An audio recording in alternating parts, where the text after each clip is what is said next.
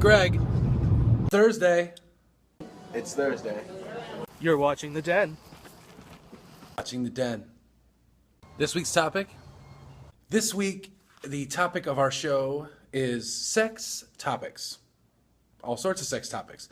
And I just happened to be at a bear event. I'm at Slum Bear Party Weekend 5.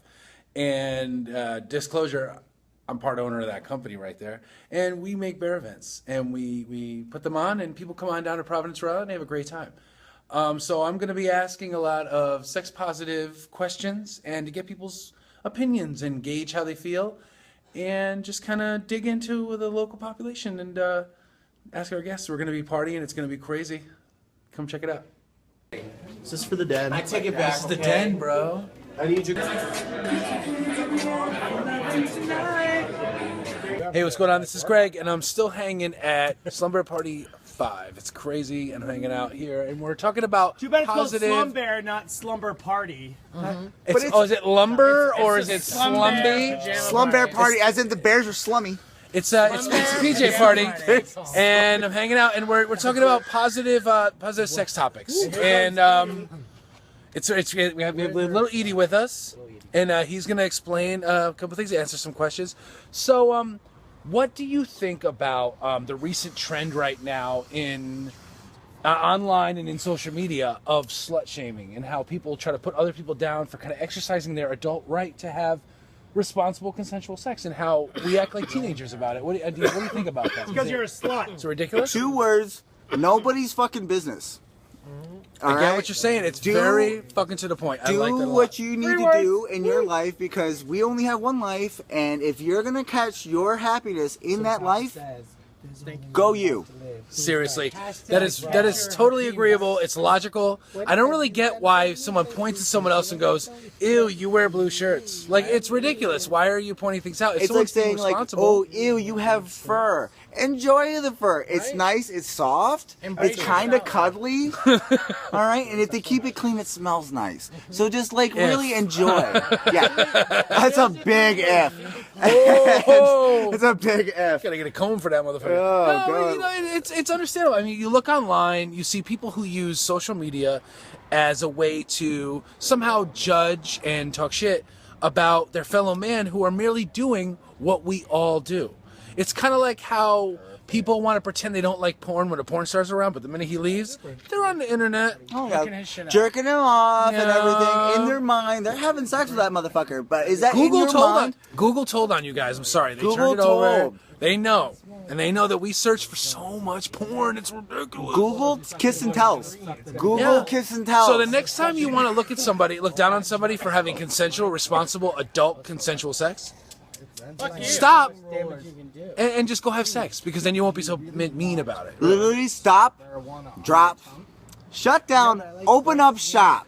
I just realized what he was quoting, and I almost died on camera. That shit was pretty funny. We're really close. Really close.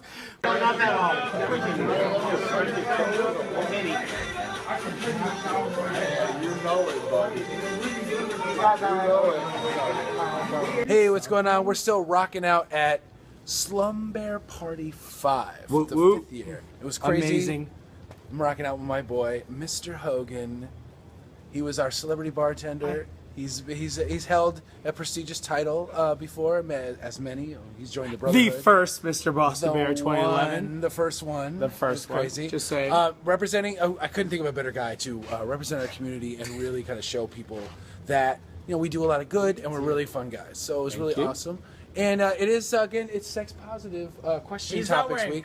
Can't wait. And not. the question is, a lot of people brought this up: masturbation versus when you're single and when you're in a relationship. How does that change? Like, have you ever had a partner who was uncomfortable with the fact that you were masturbating instead of seeking them out for sexual satisfaction? As you can see, I just took a drink first. But I have to say that masturbating is an amazing art. True. Some can do it very quickly. Others can take a really long time.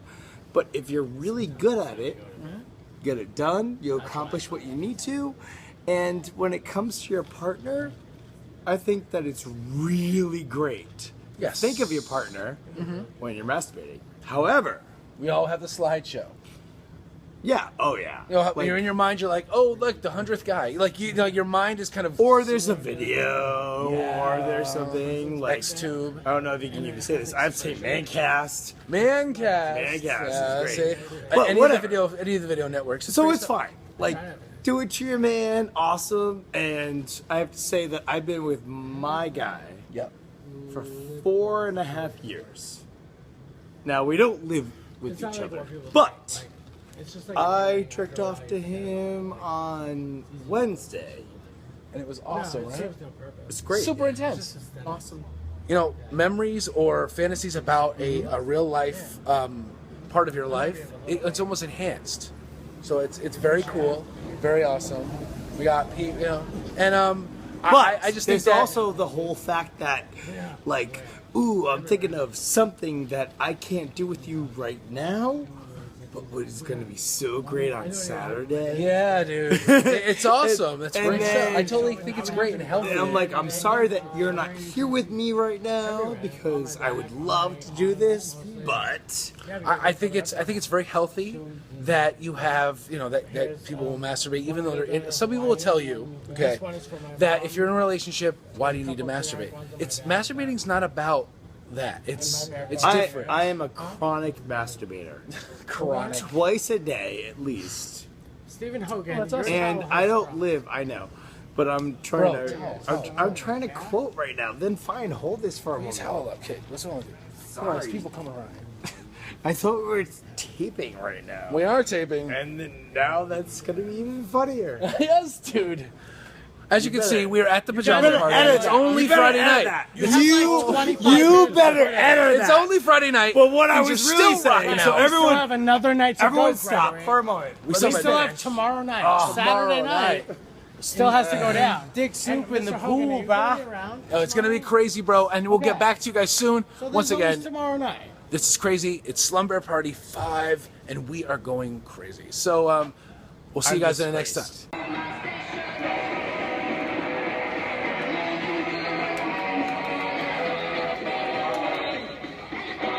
Hey, what's going on, you guys? Just chilling out here with my boy Joe, and we were just talking a little bit about comic books, about a lot of stuff like Marvel, DC, things like that. And it's funny, but the subject intertwines really well with this week's topic. And this week's topic is sex topics. So we were recently talking about a little bit about how men and women are depicted, how they are depicted in comic books and print, as well as how the whole gay superhero has been always kind of around and hinted at, but never blatant. So when they did kind of blatantly put them out, people who don't agree with the lifestyle went apeshit. But I'm like, they've always been here. Yeah, I mean, I feel like on the gay superhero topic, it's pretty much the same as every other minority. It's like they want to be seen but not heard. They wouldn't be. It's good enough for Marvel or DC to have these characters represented and just have them there, but they never really have a big push or never have a big, even a big backstory. Yeah. Because all the fans or people that are reading it need to know is that there's the gay guy, there's the black guy, there's a black gay guy, black gay girl, so on and so forth. Well, I think with Marvel, the way they handled it all this time, giving kind of a whole issue to, giving actually 2 issues to the North Star. Yeah. The North Star issues. Kyle. Yeah. Yeah, those guys, North Star getting married and that whole thing happening. I give a lot of props for that whole thing to Marjorie Liu, who was a writer who kind of much wrote that whole arc, and she did a great job. I mean, that was one of the actual. I get most of my comics through the Marvel app because it's easier that way. Exactly. I travel a lot. I don't get time to stop at my comic book shop that often. And at the time that was being put out, I was studying abroad, and I thought that the whole series was a great blend of you had the seriousness and the impactfulness of the relationship, but it wasn't just focused on it was a gay wedding. It was just about these are 2 people coming together. And what I like more about that issue and about that whole thing with North Star getting married, it focused less on this is a gay relationship, and it said this is a relationship. And the most important thing is that you have these two characters who one's not a superhero, one who is. Yeah, So you exactly. have one guy who's constantly vulnerable, constantly up for, to be hurt, which we kind of saw with, like, Superman and Lois, Yeah. Spider-Man and Mary Jane. But with the two guys, it was a very interesting dynamic. And Well, another thing is, I like how they broke through the barrier and kind of, with Young Avengers, they reached for the kids and said, here Billy and are Ted. here are 16, 17-year-old kids who are thrust into the superhero game and who have to kind of grow up really quick. And even though one's got superpowers and the other one's got superpowers, but they still worry about each other as if one is vulnerable and they're not. Yeah, exactly. You know, And it kind of plays into like the stereotypical like top bottom like submissive mask. I mean, you can tell in Teddy, and especially with Teddy and Billy with Wiccan. I mean, you can pretty much guess that Hulkling is the top one. And there's a little sorceress, Billy. I have never really seen. It's funny. I never thought of it that way, you but think I about it, always assumed that Wiccan was gonna be the top because it was so like obvious, like not as obvious. Like you've got big, strong, masculine. I mean, tough, yeah, and that's a good point. Hulkling, who is like, I'm big, I'm monsters, right? In And the then he turns bedroom. into a blonde dude, and all of a sudden he's like. But he's still big. He he's got like a couple inches on Teddy Yeah. when he's in human form, and he has like his piercings and the blonde hair. Yeah. So he's still kind of at the top dominant masculine one. But again, like we'll never know, and Marvel will never reveal that. That's up to the fan fictioners. Yeah, to and really... plus that has like little to nothing to do with like the relationship at hand, and if they sexualized it to that point, I think people wouldn't respect it as much. Maybe. In closing, future generations are now going to see themselves represented much more accurately in comic books, cartoons, and video games. Much more ethically diverse, much more physically diverse, sexual orientation. It's gonna. I mean, comic books have always been the biggest reflection of like what the culture is and at the time, and it's gonna continue to do that forever. I hope it does anyway. Nice. Well, thank you for joining me on camera here. We got some great stuff, and we'll see you guys in a minute up at the costume party. We're gonna check out some costume heroes, villains, and we're gonna see what's going on. So, Jeff, thank you, dude. Of And course. We're gonna go get Anytime. suited up. Avengers Assemble.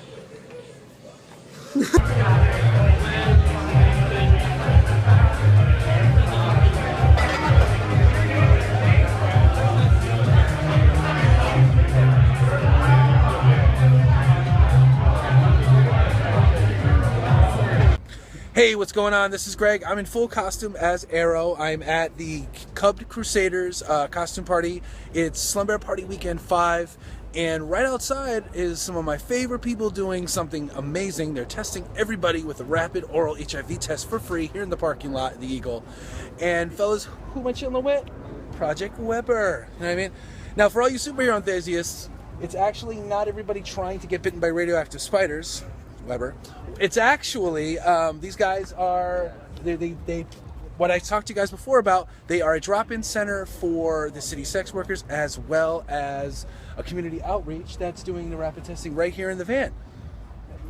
When you want to say a couple things about what exactly are we doing out here tonight? Is this something you always do? How does this work? We do street outreach on the weekends. We use the oral swab 15-minute rapid test. Nice. So you can come, you get a free test, you get your results right here at the time. Takes 15 minutes. We Nice. pass out free condoms, free lube, all with a smile. Is that an IKEA side table? I recognize that. I think We took from it out of the from trash the mall. somewhere. Oh, it's like floor 4. I think. Yeah, I it was saw on that. the side of the road. All right. We're actually broke.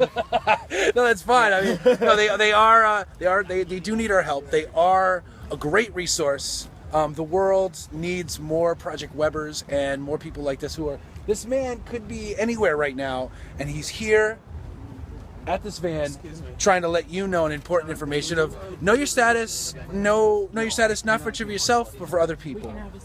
And again, his name, you're Jonathan, correct? That's me. And Jonathan is here with his team of With ACOs. enthusiasts Also. doing his thing. Oh, as well. East Care Ocean State. a joint effort. Collaborative forces. East Care Ocean State is another. Unite. It's another. Actually, another. I mentioned them on my last episode. They are another charity that my company Bear Providence has raised partial funds for in the past. Rhode Island, we are big on community outreach programs. We're really stand together and really want to make the public health Down to conscious zero big. campaign. Down to zero, baby. Down to zero. Well, I want to just thank you guys for coming on camera and saying this stuff. You guys rock. Something I very much respect. And I'm going to go in there because I'm wearing a nylon bodysuit and I think I'm getting frostbite in the back of my knees. So Appreciate it. definitely, I'm gonna sign out now. See you guys inside. Finn.